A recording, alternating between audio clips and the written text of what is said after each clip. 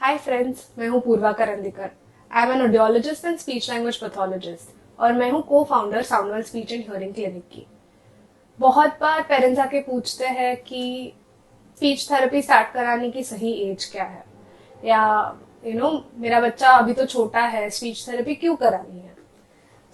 इसका सिंपल जवाब है कि जितना जल्दी आप स्पीच थेरेपी स्टार्ट करते हो उतना कम समय के लिए थेरेपी लगती है और उतने आपके बच्चे के मेन स्ट्रीम होने के चांसेस बढ़ जाते हैं। इसमें दो तीन चीजें आपको समझ लेने की जरूरत है। एक तो नॉर्मल माइलस्टोन्स क्या है। बच्चे जब बात करना सीखते हैं तो फर्स्ट बर्थडे के करीब मीनिंगफुल या अर्थपूर्ण शब्द बोलना चालू कर देते हैं। जैसे मम्मी को मम्मी बुलाना या पापा को पापा बुलाना, बिस्किट को बिक्की बुलाना। ये मीनिंगफुल यूसेज करना चालू कर देता है 1 साल की उम्र में। By the time they are 2 they start combining 2 words, यानी 2 साल की उम्र में दो दो वर्ड के कॉम्बिनेशन बनाना चालू कर देते हैं। जैसे कि ममा कार, ममा गो, पानी चाहिए, पानी दो, बॉल दो, इस तरीके का। एंड 3 साल की उम्र में तो काफी अच्छे सेंटेंसेस बनाते हैं। इफ एंड बट की लैंग्वेज यूज करते हैं, मतलब ममा अगर आप मुझे दोगे तो मैं आपके साथ आऊंगा, या नानी ने मुझे केक खिलाया था, सेम केक मुझे चाहिए। इस तरीके की भाषा या लैंग्वेज वो 3 से 4 साल के बीच में करना चालू कर देते हैं। छोटी सी इवेंट आपको आके नरेट कर पाते हैं। तो अगर कोई भी बच्चा अपने उम्र के 6 महीने पीछे चल रहा हो, तब तक हम बोलते हैं कि थेरेपी की जरूरत नहीं है, घर पे आप कुछ टेक्निक इस्तेमाल करके उनको स्टिमुलेट कर सकते हो।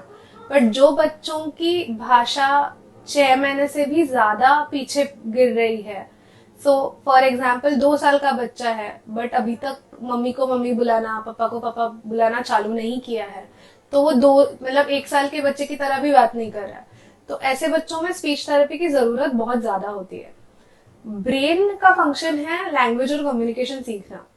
ब्रेन जो है वो फर्स्ट 2 साल में बहुत ज्यादा डेवलप होता रहता है। उसके जो न्यूरॉन्स है या पाथवेज है वो कनेक्शंस बन रहे होते हैं। जितना जल्दी हम बच्चों को सिखाएंगे कम्युनिकेट करने के लिए, उतना जल्दी वो सीख भी लेंगे।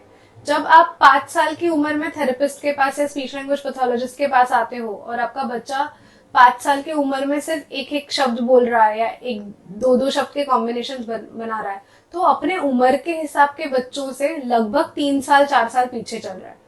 3 और 4 साल का डेवलपमेंट 3-4 महीने में तो नहीं होगा।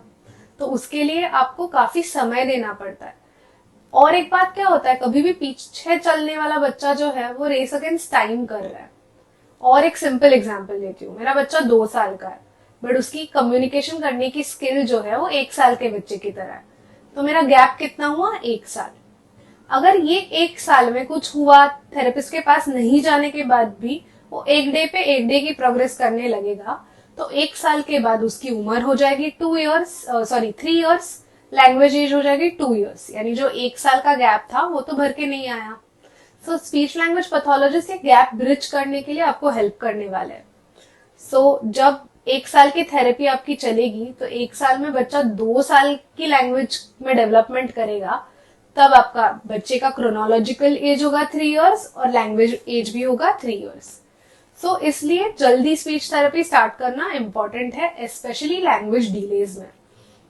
लैंग्वेज डिले नॉर्मली बड़े होने वाले बच्चों में भी होता है। जिन बच्चों में एडीएचडी है, ऑटिज्म है या कोई सिंड्रोम है, उन बच्चों में भी डिले होता है। हियरिंग इम्पेयरमेंट है तो भी डिले होता है।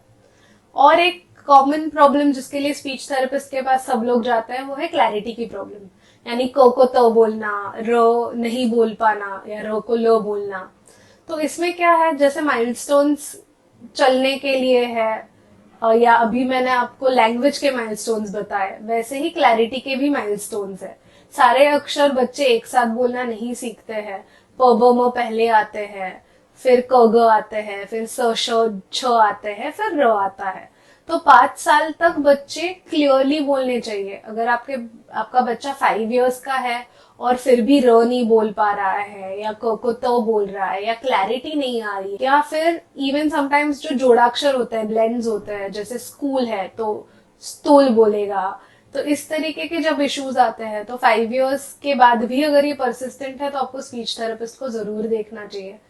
बहुत ही ज्यादा तोतलापन है तो आप स्पीच थेरेपिस्ट से इवैल्यूएशन करवा सकते हो। वो बताएंगे कि उम्र के हिसाब से डिफिकल्टी है या हमको थेरेपी स्टार्ट करनी चाहिए। सो जितना जल्दी स्टार्ट करोगे उतना ही बेटर है।